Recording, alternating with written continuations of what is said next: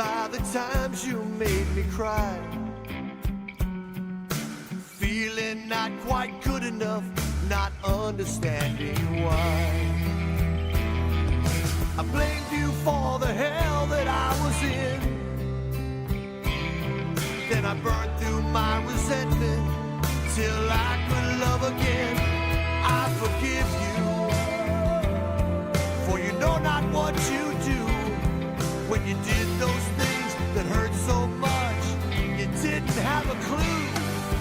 Love needs no conditions, it will always see us through. I forgive you, for you know not what you do.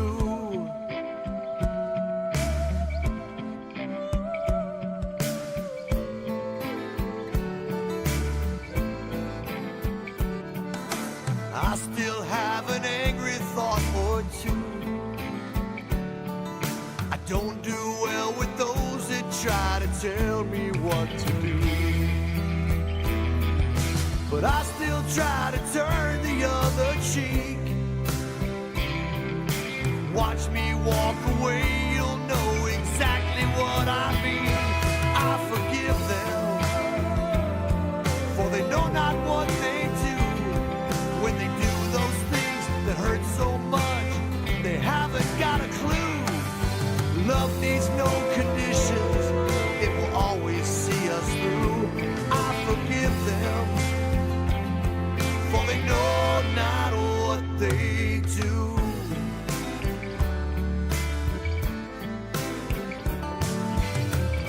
The more you give away, the more you have. Everyone's a mirror of some part of you. It could be anger, it could be love.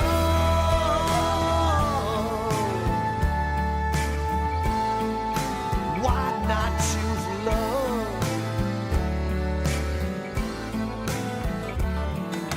Haunted by the times I made you cry, I showed you the worst in me, not understanding why. But we can heal together perfectly. For love to grow between us, there's one thing that I need. Please forgive me, for I know not what I do. When I do those things that hurt so much, I haven't got a clue. Love needs no conditions, it will always see us through. Please forgive me, for I know not what I do. Please forgive me, I forgive you.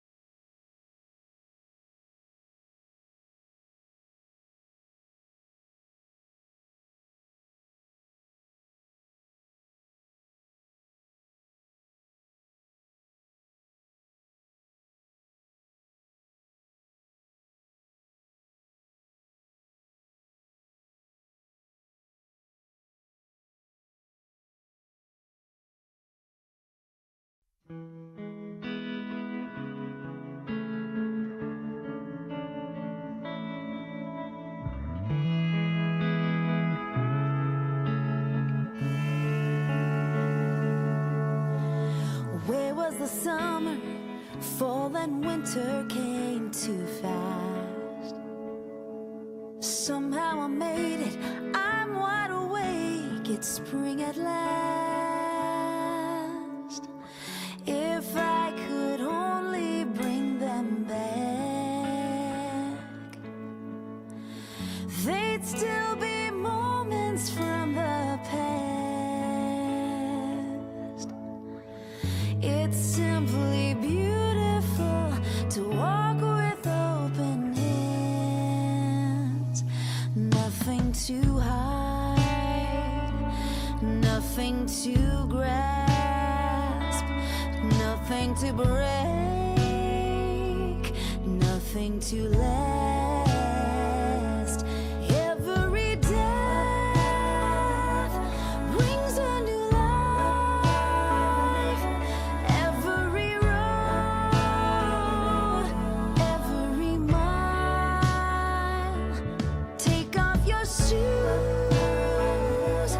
don't mind the rules. You're free to be starry-eyed and innocent if you choose. You're finally home.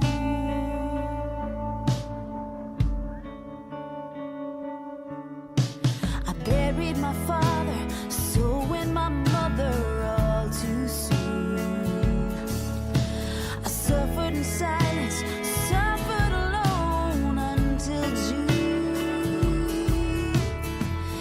It wasn't clear, it wasn't right. I'd hear him tell her in the night, but somewhere in the dark they huddled near a light, with nothing to fight, nothing to stress, nothing to climb, nothing to pass. Every death brings a new life. Every road, every mile. Take off your shoes, don't mind the rules. You're free to be starry-eyed and innocent if you choose. You're finally home.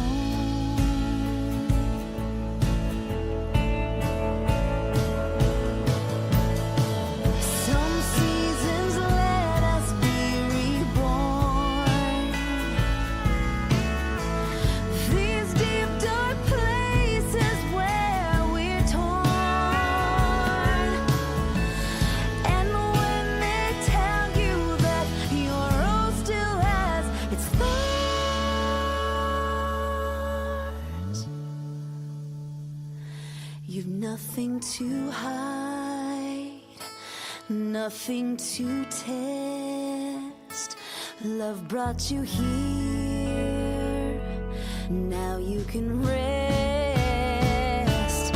Every death brings a new life. Every road, every mile.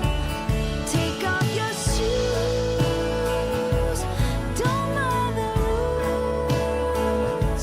You're free to be starry-eyed and innocent if you choose.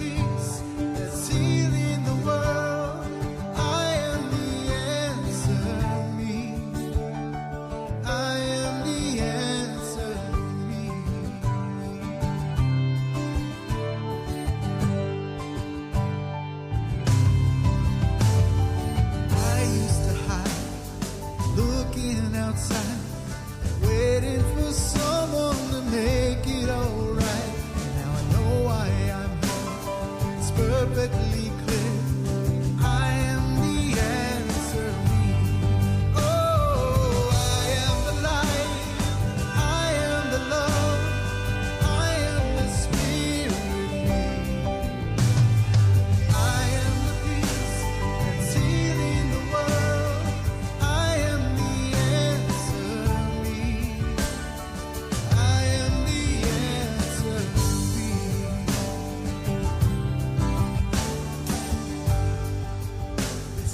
I used to fight between wrong and right, watching my fears taking over my life. But now I know why I'm here. It's perfectly clear. I am the answer. Oh, I am the light. I am the love. I am the spirit. I am the peace that's healing the world. I am the answer. I am the answer. Everybody now, I am the light. I am the love. I am the spirit. I am the spirit. I am the peace that's healing the world. I am the answer. Here we go now. I am the light. I am the love. I am the spirit. I am the spirit. I am the peace that's healing the world. I am the answer. I am the answer. Yeah. I am the answer. I'm the answer. I am the answer. I am the answer. Be the answer. I am the answer.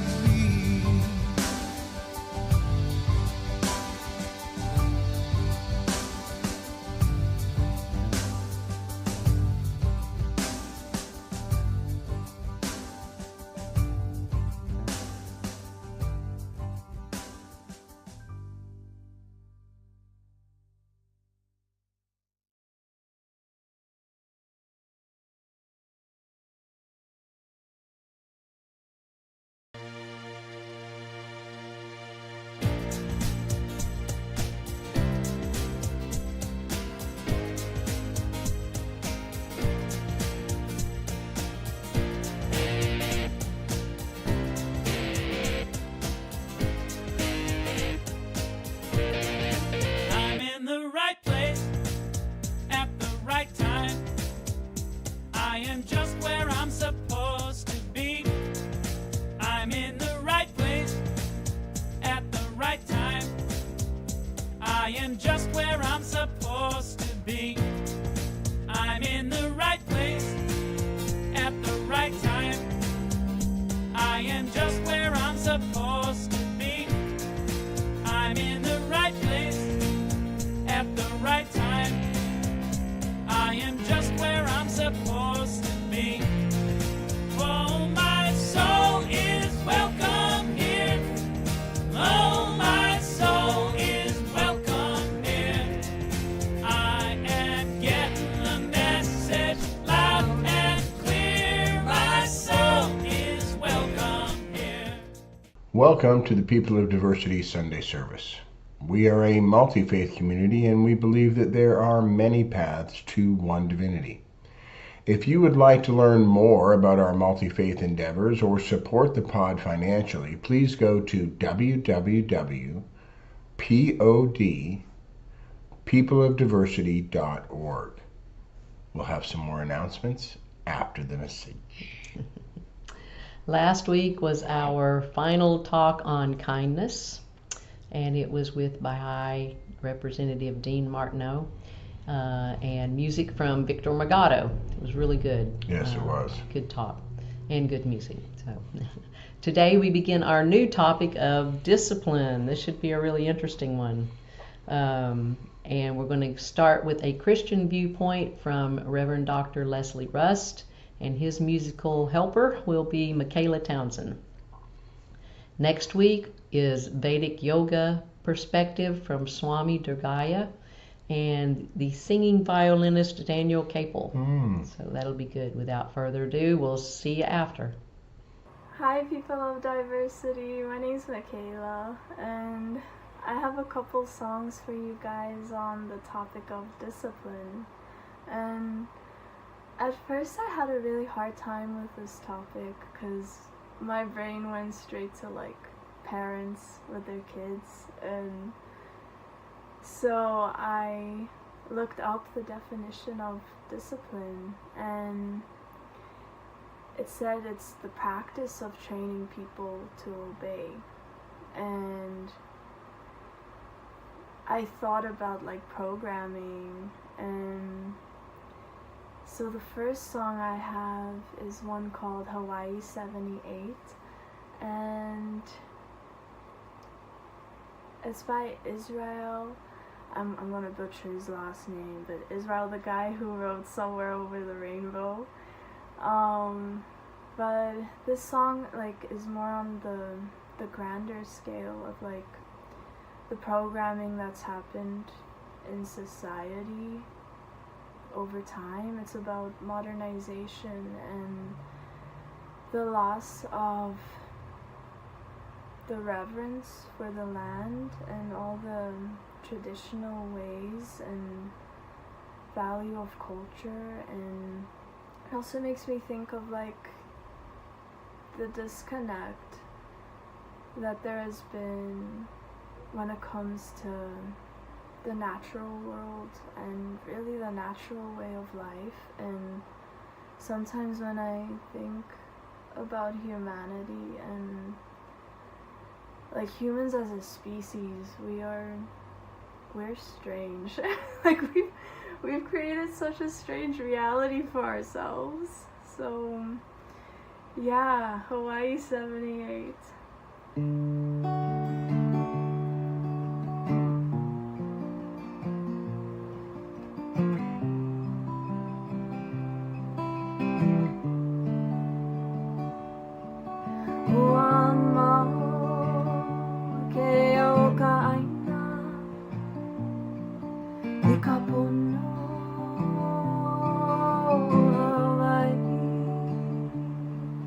If just for a day our king and queen would visit all these islands and saw everything, how would they feel about the changes of our land? Could you just imagine if they were around and saw highways on their sacred grounds? How would they feel about this modern city life? Tears would come from each other's eyes as they would stop to realize that our people are in great, great danger now. How would they feel? Would their smiles be content then cry? Cry for the gods, cry for the people, cry for the land that was taken away, and then yet you'll find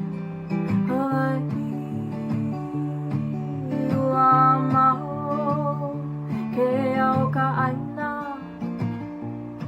i ka pono.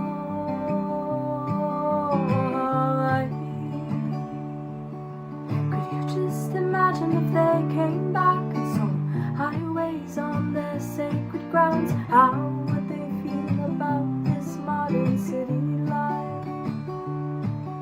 Tears would come from each other's eyes as they would stop to realize that our people are in great, great danger now. And all the fighting that the king had done to conquer these islands, now there's condominiums. How would they feel about Hawaii? Uamao ke au ka aina i ka pono.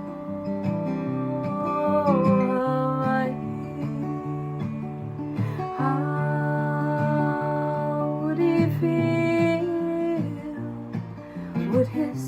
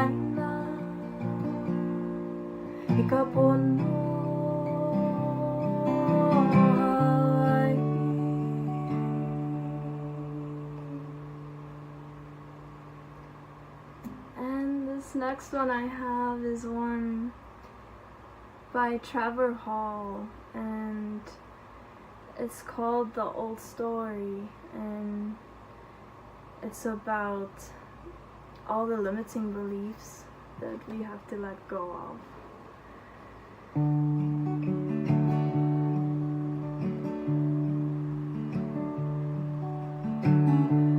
You could play it out,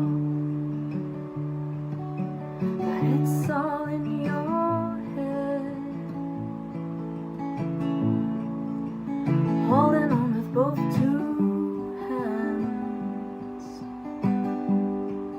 Gotta let go. Is it really you? Knocking at your own door. Always looking for something more.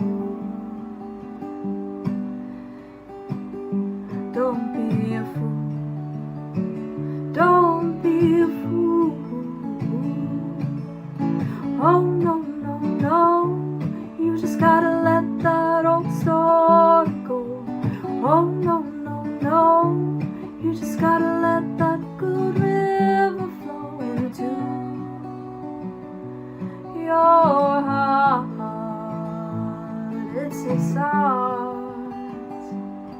It's a start.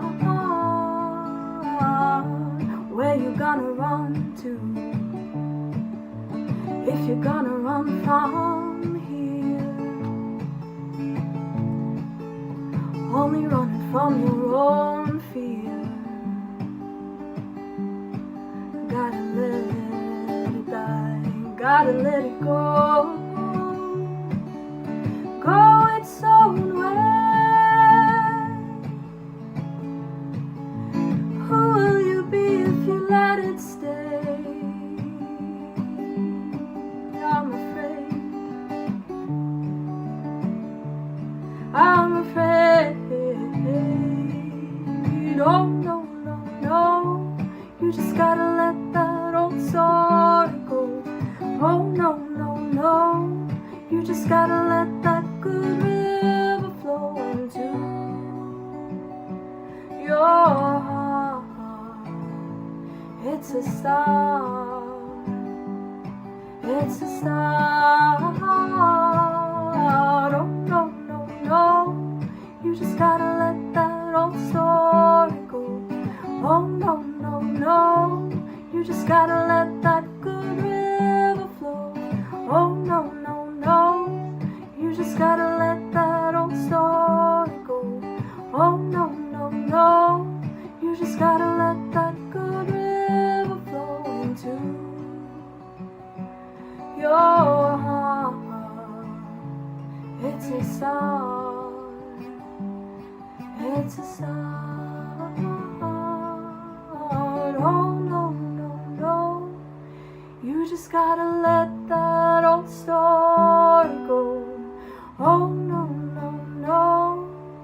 You just gotta let that good river flow. Thank you all. Sending lots of love and lots of blessings. Hello, it's good to be with you again. Grace and peace to you. Leslie Rust coming to you from the People of Diversity today to talk about a Christian perspective on discipline. Discipline is one of those words that tends to have sort of immediate connotations for people. And I think for a lot of people, the quickest connotation is that it connotes some kind of punishment. You know, if you do something wrong, if you make mistakes, if you're disobedient, then that yields discipline. Quite often that's used as a verb, and it's used in the past tense. Someone was disciplined for some infraction, some kind of problem.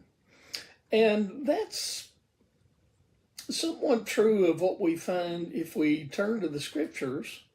Um, Discipline is not a word that's used in lots of places. The most predominant place it's used is in the Proverbs.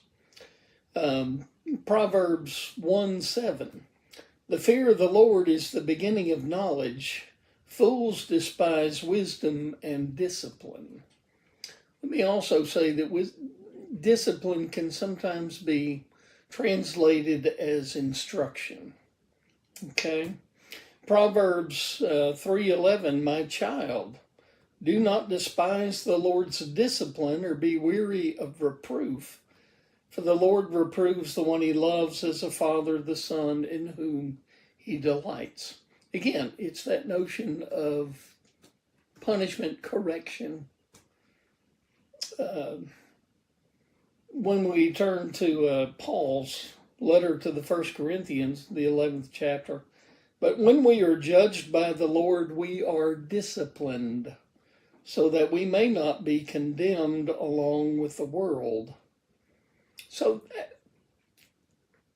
the initial connotation is discipline is not necessarily a good thing. It is something that has to be done, but it's not positive. It is negative reinforcement for what we perceive to be a negative action. And discipline is one of those things that we don't want to administer and we don't want to receive. It reminds me of that saying that we've heard before sometimes, wait till your father gets home. My mom was not the world's best disciplinarian. Quite often she was cracking up at our antics and mistakes and missteps. And so Dad got to be the disciplinarian. And that was almost always, don't want that, not looking for that. That's one way to think about the word discipline. Another way is to think about discipline in the sense of self-control. Some people, we say, we may say something like, well, she is a very disciplined student. And it's not because there is someone externally forcing her to do it. It is because she understands and she motivates herself in this particular way. So that's a way that's a little more positive. Comes from a different place, it seems. One other way we talk about it sometimes is discipline is a field of study, an academic discipline. There are disciplines involved in the methods of science or in study and in kind of the protocols about how we put things together and put them out for others to explore and examine. And so that also is, a discipline. So today I'm going to move away from that kind of notion predominantly of it being punitive. In the church, we know that this happens. In fact, I know in the constitution of the church in which I served, and, we talk about the true marks of the church are those places where the word is properly preached, the sacraments are properly administered, and discipline is properly enforced. We have a book of discipline within our Constitution.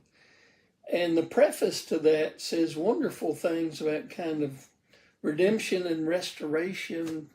And then a lot of the rest of it seems to be written by those folks who are going to be guiding the litigious processes that take place when someone has messed up. It's hard to get it away from that kind of punitive feeling sometimes. I'm going to I'm going to say several things today about this particular book that's called The Celebration of Discipline. It's by Richard Foster. Yeah, the first time I heard the title, I thought, Celebration of Discipline? That does not sound right. But bear with me on this. Foster is he's a Quaker. He spent a lot of time reading all kinds of spiritual writings and journals and exploring these things. And he wants to try to point to us in a way that we may understand kind of this positive perspective on disciplines. Now, when he says disciplines, we need to understand that can kind of be akin to saying spiritual practices.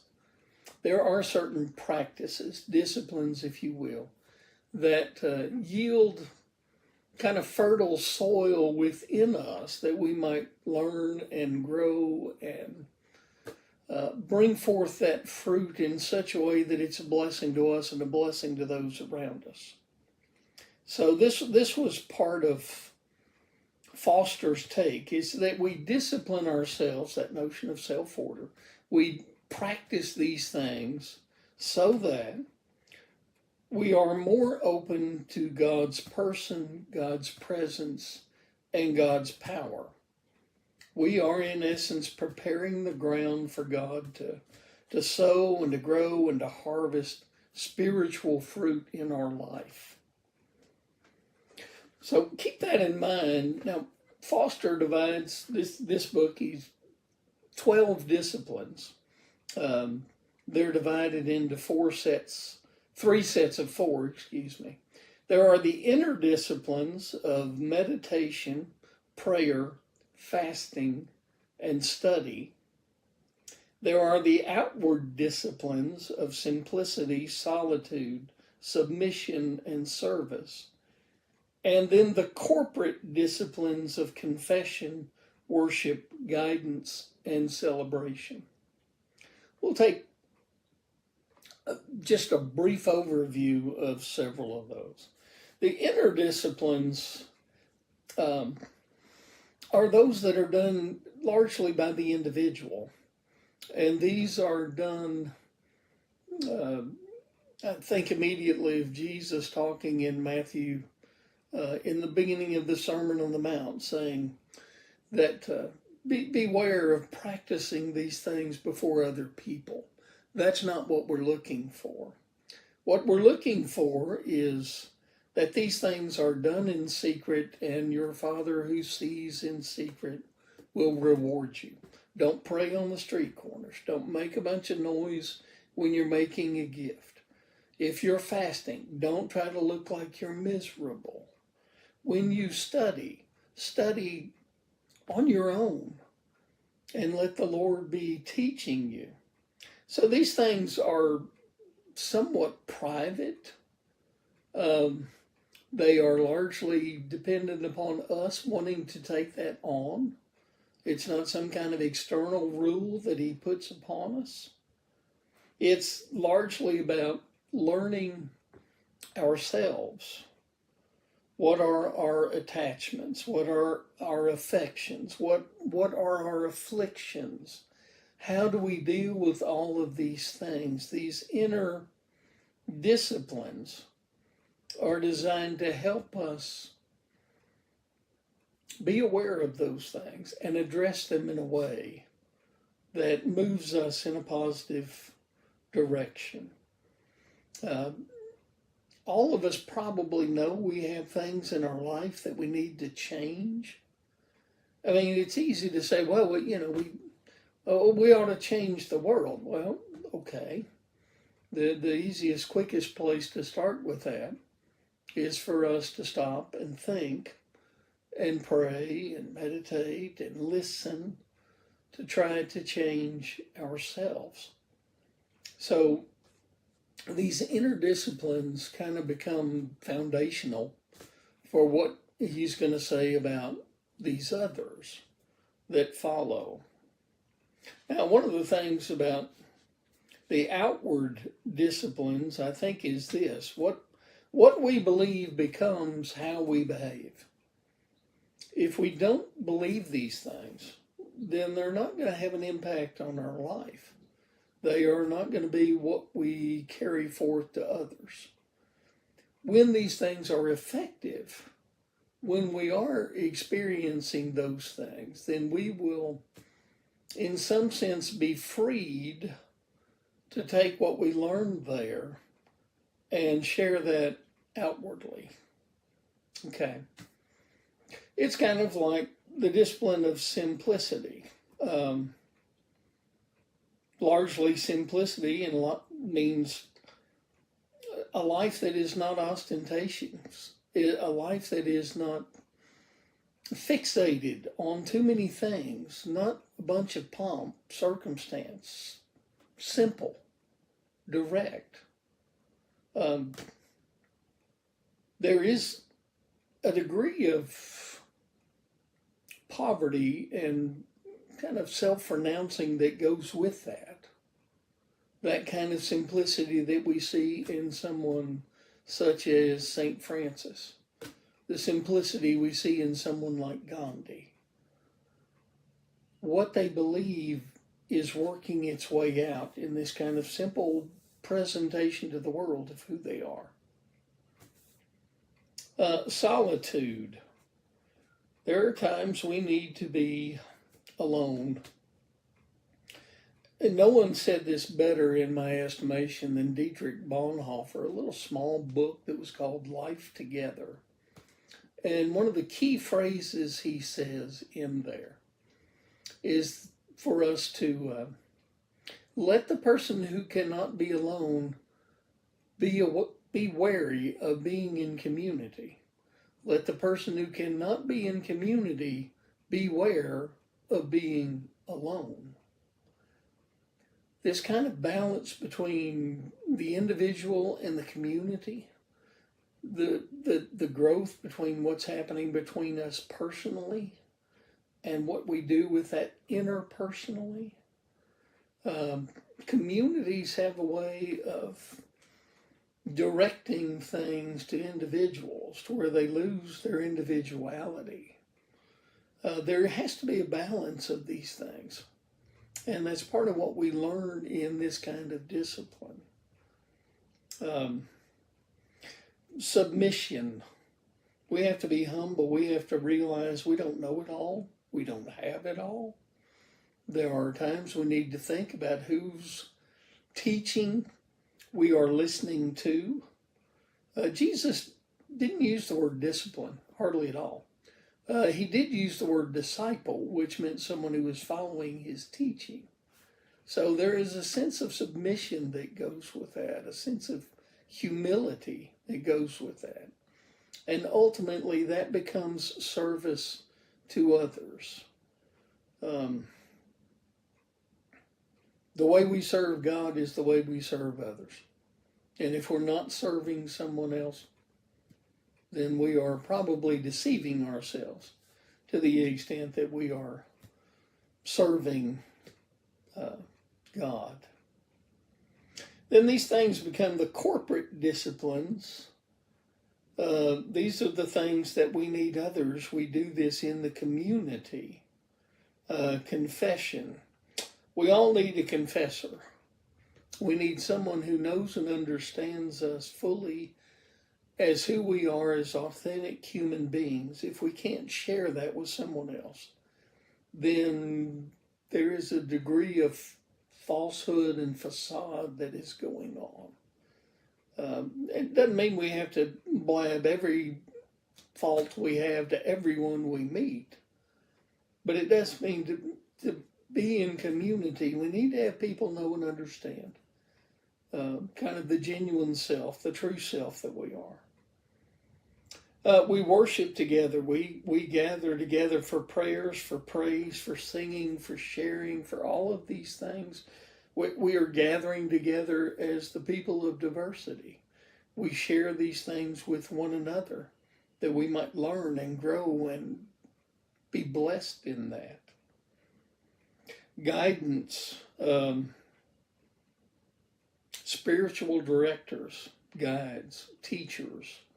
All of us need people in our lives that help us on this journey, people that walk with us, people who sometimes we are following and sometimes they're encouraging us to take the step on our own. But that guidance is a communal thing. And then celebration, which struck me as, well, that's the strangest thing I ever heard, is a discipline. And yet, we do need times that we celebrate. We celebrate life together. We celebrate the blessings, the joys that we have. We do this together and it multiplies. So Foster brings those things out. It was a pivotal book for me in learning about spiritual disciplines and practices. And then part of that, I became a teaching associate while I was at Berea and helped with a class that was on spiritual formation for college students. I was a little older, but it was valuable to think about it in this way.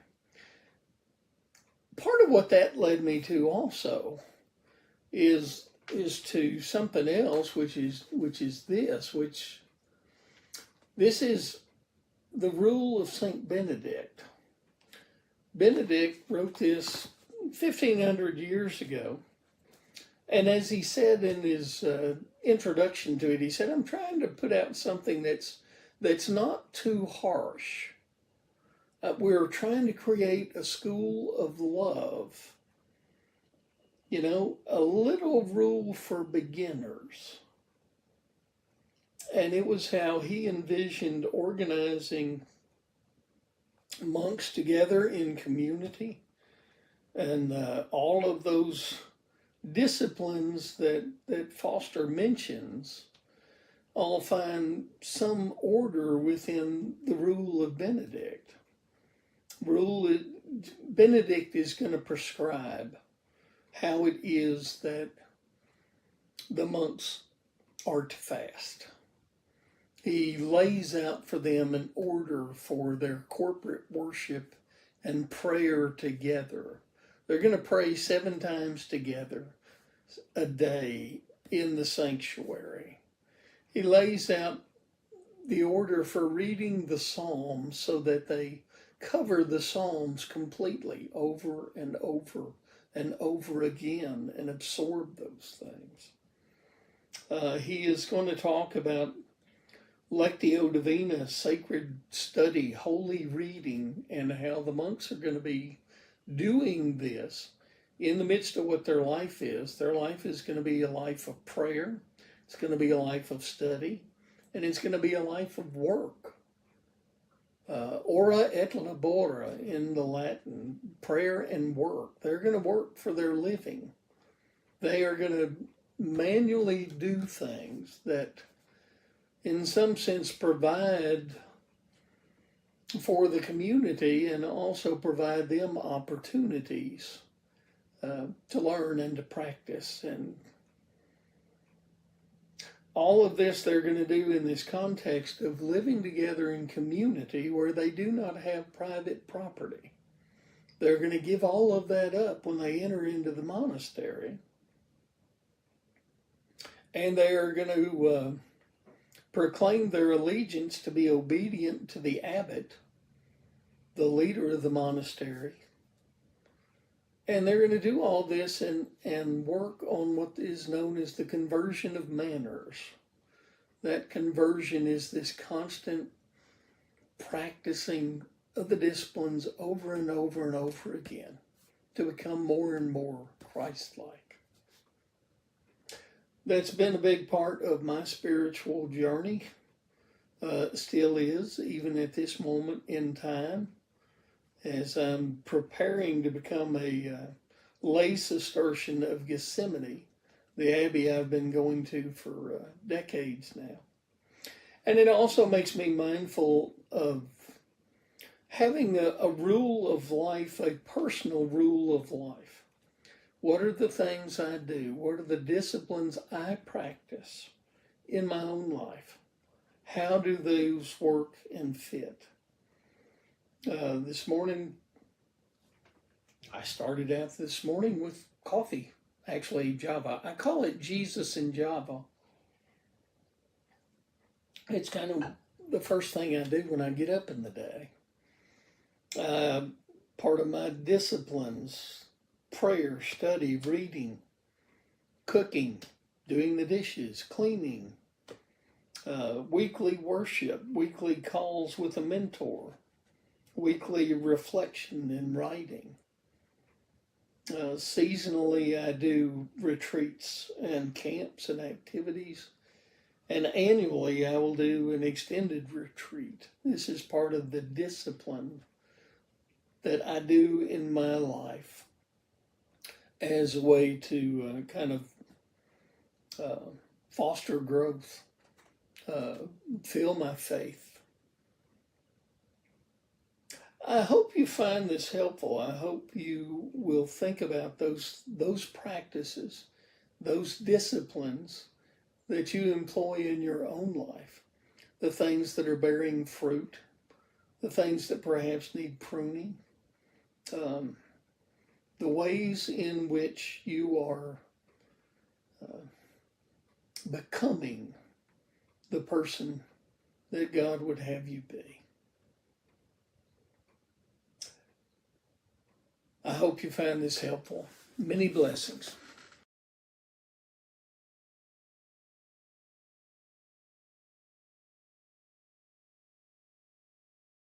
Thank you, Michaela, as amazing as usual. Leslie, thank you, brother. You always give such a clear perspective. We're grateful for your participation in our endeavor. Philip Lupo and team, thank you for always taking our crazy and making it somewhat readable, feasible, watchable. If you have needs for either in-person or virtual help in the audiovisual world, Philip and his team will take care of you. See them at the address below. Past services can be found at People of Diversity Facebook page, Facebook group, or the People of Diversity YouTube channel. Now here's the deal. Facebook nukes everything after 30 days. If you want to go back further than 30 days, you have to use the YouTube channel. The upside is that you can use their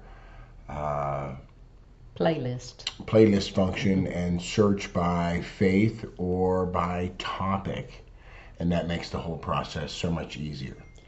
To get notifications, you must subscribe to the YouTube channel, just like all the YouTube channels you're supposed to subscribe to if you love them and like them and all that.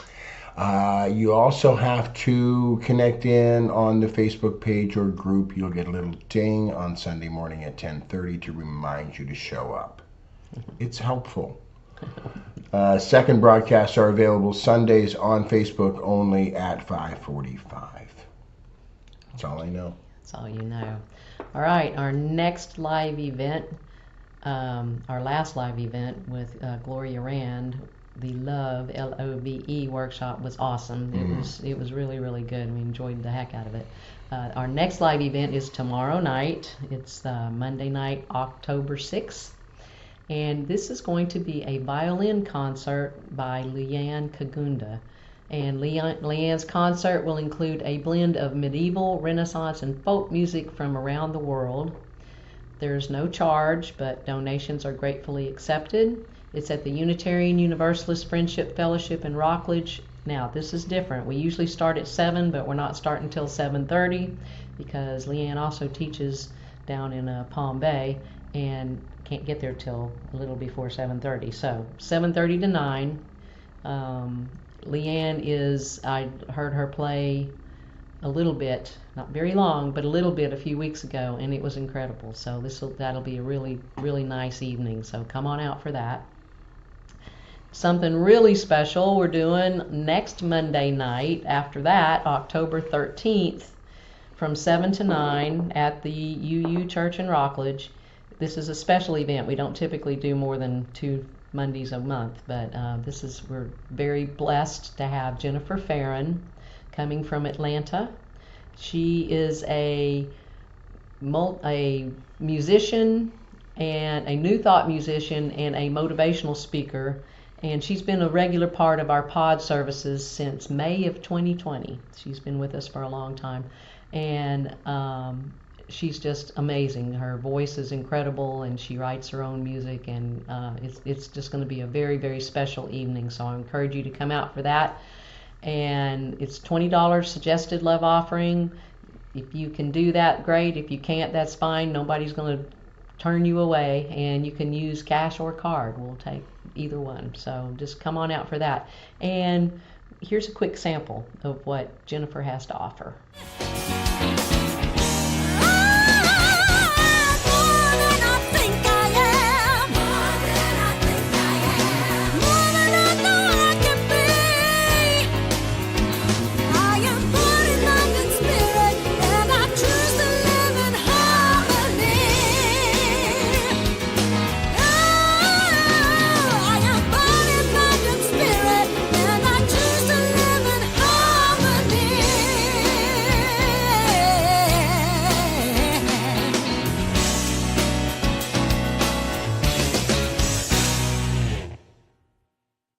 So, thank you. That should convince you right there.